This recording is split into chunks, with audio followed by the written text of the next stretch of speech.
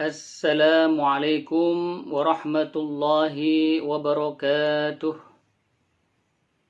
Alhamdulillahi wa kafa wassalatu wassalamu ala nabiyil mustafa wa ala alihi wa ashabihi ahlas sidqi wal wafa. Amma ba'd, faya ayuhal musyahidun wal musyahidat, para pemirsa yang dimuliakan Allah Subhanahu wa ta'ala. Alhamdulillah, segala puji bagi Allah Subhanahu wa ta'ala yang telah melimpahkan rahmatnya, nikmatnya kepada kita semuanya. Nikmat iman, nikmat Islam, nikmat kesehatan, nikmat kehidupan, nikmat bisa bernafas, dan nikmat-nikmat yang lainnya, sehingga kita bisa bertemu secara virtual pada kesempatan kali ini. Sholawat berangkaikan salam semoga selalu tercurah kepada junjungan kita Nabi besar Muhammad sallallahu alaihi wasallam yang menjadi suri tauladan kita, kepada para keluarganya, para sahabatnya, dan orang-orang yang mengikutinya hingga akhir zaman. Para pemirsa yang dimuliakan Allah Subhanahu wa ta'ala, kita masih dalam bab an-nasakh, yaitu apa? Raf'u hukmin syar'iyyin bidalilin syar'iyyin mutaakhirin. Menghapus hukum syariat dengan dalil syariat yang baru.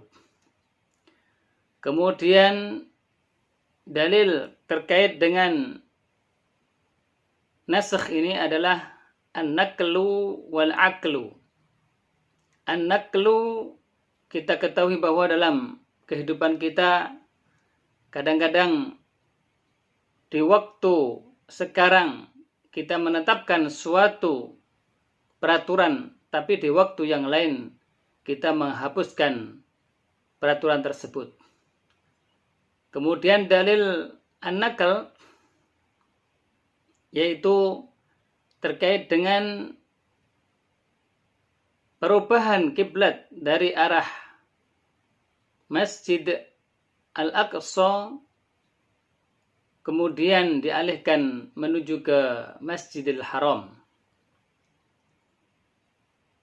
Pembahasan selanjutnya terkait dengan syarat-syarat nasakh.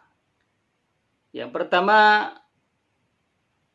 yang dihapus adalah hukum syariat, bukan kewajiban terhadap zatnya seperti keimanan, bukan larangan terhadap zatnya seperti kekufuran, dan juga bukan kabar-kabar yang terdahulu dan kabar-kabar yang akan datang. Kemudian nasakh terjadi dengan syariat, bukan karena kematian. Nasakh terjadi tidak berkaitan dengan waktu. Ketika berkaitan dengan waktu, bukan nasakh namanya, tapi istilah yang lain. Contohnya ketika terbit fajar tidak boleh makan dan minum, padahal sebelumnya ia dibolehkan untuk makan dan minum. Nah, sebab ini karena waktu, maka bukan termasuk nasakh. Kemudian nasikh atau yang menghapus itu harus lebih kuat daripada yang dihapus. Kemudian nasikh haruslah munfasilan, terpisah dari yang dihapus dan juga terbaru. Yang bisa menjadi nasikh adalah Alkitab dan As-Sunnah. Adapun ijma' maupun qiyas, maka tidak bisa menjadi an-nasikh. Karena ketika zaman Rasulullah SAW, ijma' dan qiyas belum berlaku. Ini menurut kitab yang kita pelajari pada kesempatan kali ini, yaitu kitab Ushulul Fiqh As-Sulam. Kapan kita mengetahui bahwa penghapus itu bisa menghapus? Yang pertama, dari perkataan Rasulullah SAW, kemudian dari perbuatan Rasulullah SAW, kemudian juga diketahui dari ketika bertemunya dua dalil, yang mana kedua dalil itu tidak bisa dijamak atau digabung. Nah, pada kesempatan kali ini kita akan mempelajari terkait dengan aqsam an-nasakh, macam-macam nasakh. Yang qasimu an-naskhu 'inda ba'dihim ila aqsam. Jadi nasakh itu menurut para ulama itu terbagi menjadi beberapa macam. Al-awwalu naskhut tilawati wa baqa' al-hukm. Menghapus bacaan dan hukumnya masih ada. Nahu asy-syaikhu wasy-syaikhatu idza zanaya farjumuhuma al-battah. Jadi seorang kakek dan nenek yang berzina, maka rajamlah mereka berdua. Terkait dengan hal ini, Umar ibn Khattab radhiyallahu anhu berkomentar, "Inna qara'naha." Sesungguhnya kami telah membacanya. Rawahu Asy-Syafi'i, diriwayatkan oleh Al-Imam Asy-Syafi'i. Wa qad rajama an-nabiy sallallahu alaihi wasallam al-muhsanaini muttafaqun alaih. Dan telah merajam Rasulullah sallallahu alaihi wasallam dua orang muhsan, yaitu orang yang sudah menikah. Muttafaqun alaihi, yang diriwayatkan oleh Al-Bukhari dan Muslim. Dan yang dimaksud dengan al-muhsanaini yaitu apa? Asy-syaikh wasy-syaikhah, yaitu nenek dan kakek dan nenek. Ats-tsani, yang kedua, naskhul hukm wa baqa' at-tilawah. Menghapus hukum sedangkan bacaannya masih ada. Kaqaulihi ta'ala, sebagaimana firman Allah Subhanahu wa ta'ala, وَالَّذِينَ يُتَوَفَّوْنَ مِنكُمْ وَيَذَرُونَ أَزْوَاجًا وَصِيَّةً لِأَزْوَاجِهِمْ مَتَاعًا إِلَى الْحَوْلِ غَيْرَ إِخْرَاجٍ. Dan orang-orang yang sedang menghadapi atau mau kematian di antara kalian, wayadharuna, dan meninggalkan azwaja, yaitu istri, wasiyatan li azwajihim, maka hendaklah berwasiat kepada istri mereka, mata'an ilal haul, yaitu apa? Jaminan selama 1 tahun, ghairu ikhraj, dan tidak mengusir istri-istri itu dari rumahnya. Jadi ayat ini diperhatikan bahwa di sini adalah wasiat, ya, dikhawatirkan kepada istri-istrinya atau khawatir kepada mereka. Yang pertama adalah apa? Mata'an ilal haul, yaitu jaminan hidup, ya, 1 tahun. Ghair ikhraj, dan tidak mengusir mereka. Al-Baqarah ayat 240. Wa fahima ba'd al-ulama min hadhil ayah anna iddatal wafah sanah. Dari ayat ini ada sebagian ulama yang mentafsirkan bahwa ini yang dimaksud adalah iddah, ya. Iddah seorang perempuan, seorang istri yang ditinggalkan oleh suami karena wafat, maka iddahnya adalah 1 tahun, Nah, ini sebagian ulama memahami seperti itu. Padahal kalau kita baca tadi, ini tidak ada hubungannya dengan iddah. Nah, karena apa? Perintah wasiyah mata'an, memberikan jaminan ilal haul 1 tahun. Ghairu ikhraj, dan tidak mengusir mereka. Jadi tidak ada kata-kata iddah. Tapi sebagian ulama mengatakan ini adalah iddah. Wa nasakha biqaulihi ta'ala, maka kemudian dihapus dengan firman Allah Subhanahu wa taala, وَالَّذِينَ يُتَوَفَّوْنَ مِنكُمْ وَيَذَرُونَ أَزْوَاجًا يَتَرَبَّصْنَ بِأَنفُسِهِنَّ 4 أشهر وعشرا.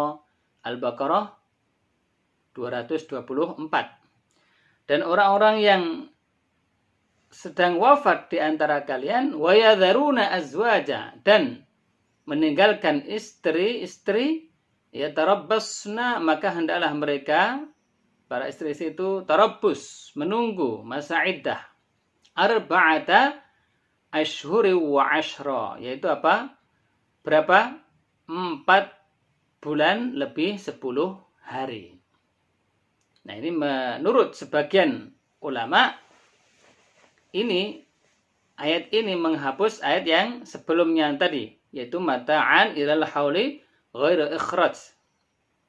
Jadi berpendapat bahwa iddah itu asalnya adalah setahun. Kemudian dihapus dengan ayat ini menjadi 4 bulan lebih 10 hari.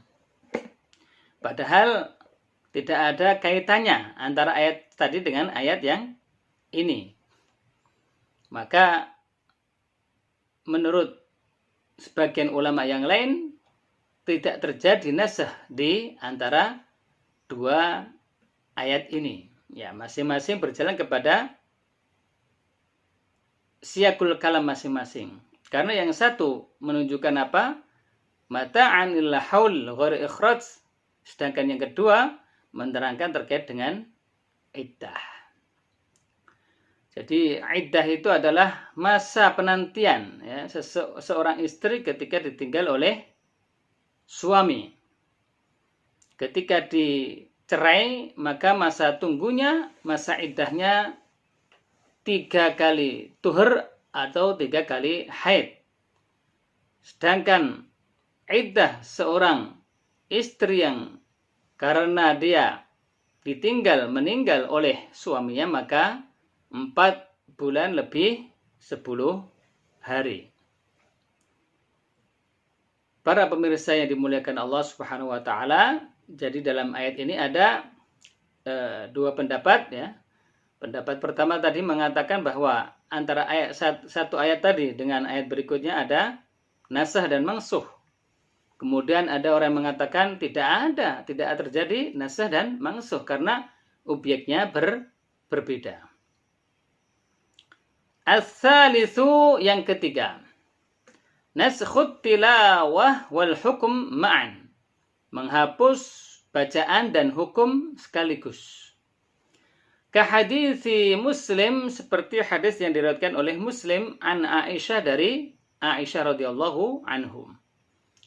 Kana fima unzila 10 rad'atin ma'lumatin yuharramna. Jadi dahulu kala telah turun ketentuan apa? 10 rad'atin, 10 kali rad'at, susuan, ma'lumatin, yang sudah diketahui, yuharramna, maka apa? Sudah menjadi mahram. Maksudnya ketika ada seorang bayi, ya, kemudian ia menyusui ibu yang lain, yaitu 10 kali susuan, 10 kali sedotan, maka itu sudah menjadikan mereka mahram, yaitu apa? Haram untuk dinikahi. Fana sakhna, maka kemudian riwayat Aisyah ini dihapus bi khamsi rad'atin ma'lumatin yuharramna. Jadi yang pertama 10 kali sedotan maka menjadi mahram. Tapi kemudian dihapus dengan hadis bahwa 5 kali sedotan maka dia menjadi mahram. Ada juga yang berpendapat bahwa tidak ada kaitannya dengan beberapa kali dan sebagainya. Tapi yang penting ketika nutrisi itu masuk, maka ia sudah menjadi mahram. Wallahu a'lam bishawab. Nah, ini contoh terkait dengan naskhut tilawah wal hukm ma'an. Yaitu menghapus bacaan dan juga hukum secara bersamaan.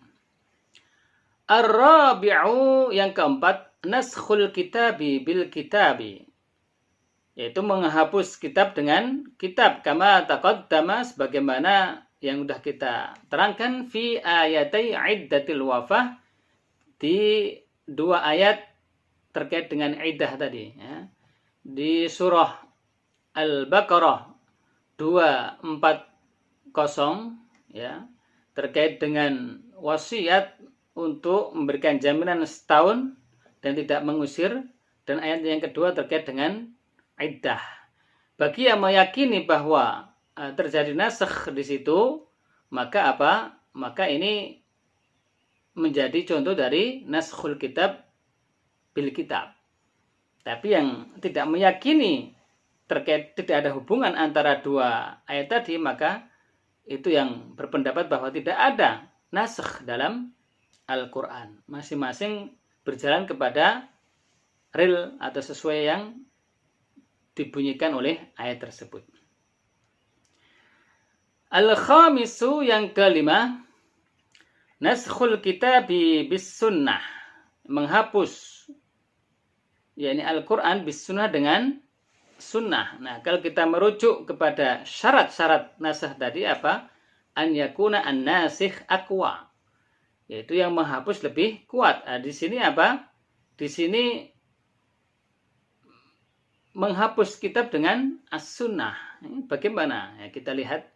Kaqaulihi ta'ala, sebagaimana firman Allah Subhanahu wa taala, kutiba alaikum idza hadara ahadakumul mautu in taraka khairanil wasiyatu lil walidaini wal aqrabin.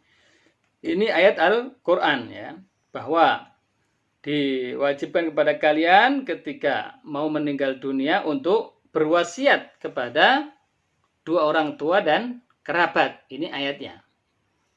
Kemudian nusikha, dihapus biqaulihi sallallahu alaihi wasallam, dengan sabda Rasul sallallahu alaihi wasallam, la wasiyata liwaris, tidak ada wasiat bagi ahli waris. Rawahu At-Tirmidzi, yang diriwayatkan oleh At-Tirmidzi. Nah, coba kita bedah, ya. Kita bedah. Ternyata apa? Ayat Al-Qur'an di sini, ya, itu tidak dinasakh, ya, dengan sabda Rasul la wasiyata liwaris, tapi apa? Dibawa ke pengertian yang lainnya.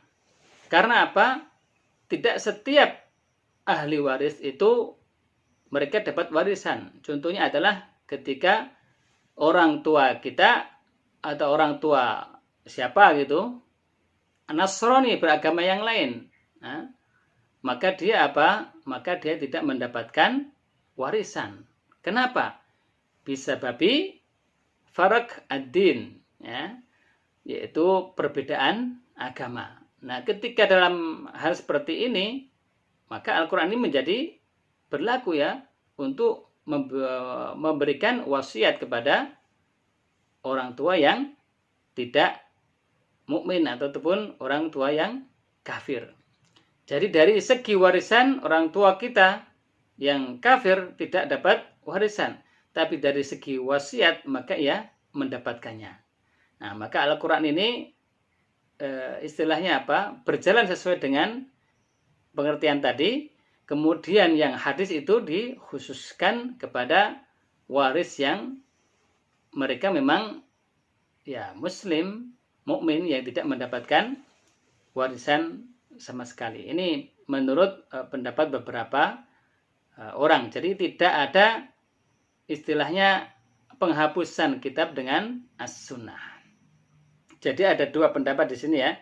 Yang pertama yang berkeyakinan bahwa ada penghapusan kitab dengan as-sunnah. Kemudian yang kedua tetap berpegang teguh kepada syarat tadi bahwa nasikh itu lebih kuat daripada mansuh. Nah, di sini Alkitab masa dihapus dengan as-sunnah. Maka pendapat yang kedua, untuk ayat itu berjalan dengan diri sendiri, ya, sesuai teks tadi. Kemudian yang hadis juga berjalan dengan sendirinya. Seperti itu. Wallahu a'lam bishawab. As-sadisu naskhus sunnah bis sunnah. Menghapus sunnah dengan sunnah.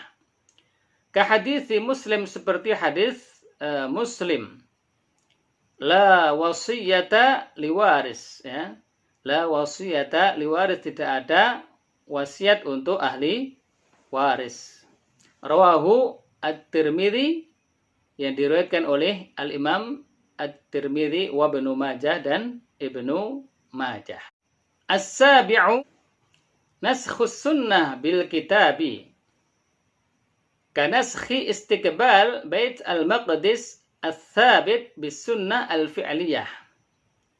Itu seperti penghapusan menghadap Baitul Maqdis ketika sholat sesuai dengan yang ditetapkan, bis sunnah al-fi'liyah dengan sunnah yang berupa perbuatan. Rasulullah Shallallahu Alaihi Wasallam istaqbalahu, bahwa beliau menghadap fis sholati dalam sholat isittata asyara syahran, yaitu 16 bulan ya, menghadap ke Baitul Maqdis. Kemudian nusikha biqaulihi ta'ala, dihapus dengan firman-Nya Allah Subhanahu wa taala, fawalli wajhaka syatral masjidil haram. Maka hadapkanlah wajah Anda ke Masjidil Haram. Nah, di sini terjadi apa? Nasakh as-sunnah bi al-kitab. As-sunnahnya apa? Sunnah fi'liyah ya, bahwa beliau sudah melaksanakan sholat dengan menghadap Baitul Maqdis selama 16 bulan. Kemudian datang ayat Al-Quran yang memerintahkan untuk menghadap Baitullah Al-Haram. Ikhtilafuhum fi naskhil Quran. Perbedaan mereka terkait dengan ada atau tidaknya naskhul Quran. Qala ba'duhum, sebagian ulama berpendapat, laisa fil Qur'ani mansukhun. Tidak ada dalam Al-Quran ayat-ayat yang dihapus. Hadza ma dhahaba ilaihi Ubay ibnu Ka'ab minas sahabah. Ini yang dipegang teguh oleh Ubay bin Ka'ab minas sahabah, dari sahabat. Wa Abu Muslim al-Asfahani, dan Abu Muslim al-Asfahani. Siapa dia? Min a'immatil mufassirin, dari salah satu imam mufassir, wal muhakkikun, kal ustaz, seperti Ustaz Muhammad Abduh, was-Sayyid Muhammad Rashid Ridha, wa ghairihima, dan selain keduanya. Apa alasan mereka mengatakan bahwa tidak ada nasakh, penghapusan dalam Al-Quran? Wahtajju alaihi bil adillah, dan mereka berargumen dengan beberapa dalil. Yang pertama, biqaulihi ta'ala, inna nahnu nazzalna dzikra wa inna lahu lahafizun. Sesungguhnya kamilah yang menurunkan Al-Quran dan sesungguhnya kami yang menjaganya. Al-Hijr ayat 9. Wa qauluhu, dan berdalil dengan firman Allah Subhanahu wa taala, watlu ma uhiya ilaika min kitabi rabbik la mubaddila likalimatih. Dan bacalah apa yang diwahyukan kepada Anda dari kitab yang datang dari Allah Subhanahu wa taala, la mubaddila, tidak ada perubahan, likalimatihi, dari kalimat-kalimatnya. Al-Kahfi ayat 27. Yang ketiga, wa bi annal asla adamun nasakh, dan karena asalnya memang tidak ada penghapusan. Walidzalika, maka dari itu, qala al-muhakkikun, berkatalah orang-orang ahli hakikat ya, atau peneliti tadi, minhum, dari sebagian mereka, innan naskha, sesungguhnya penghapusan khilaf al-asl, menyelisih dari asalnya. Wa mata amkan at-tafsir, dan kapan penafsiran memungkinkan bidunihi, yaitu tanpa menghapuskan, wajibal masiru ila dzalika tafsir, wajib untuk menafsirkannya.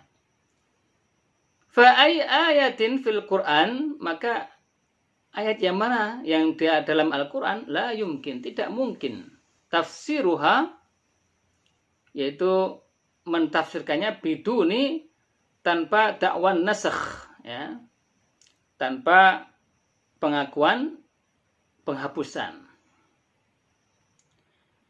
Maka dalam hal ini ketika ada nasakh, itu adalah menyelisih dari asal. Asalnya apa? Tidak ada nasakh. Wallahu alam. Yang keempat, hujah mereka apa? Wa bi annal Qur'an lam yanus 'alal ayah al-mansukhah.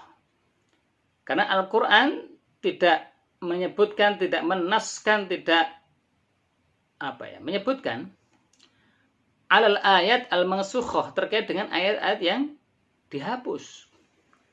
Kemudian kelima, wa bi annahu lam yarid an Rasulillah sallallahu alaihi wasallam nassun qati'un bidzalika.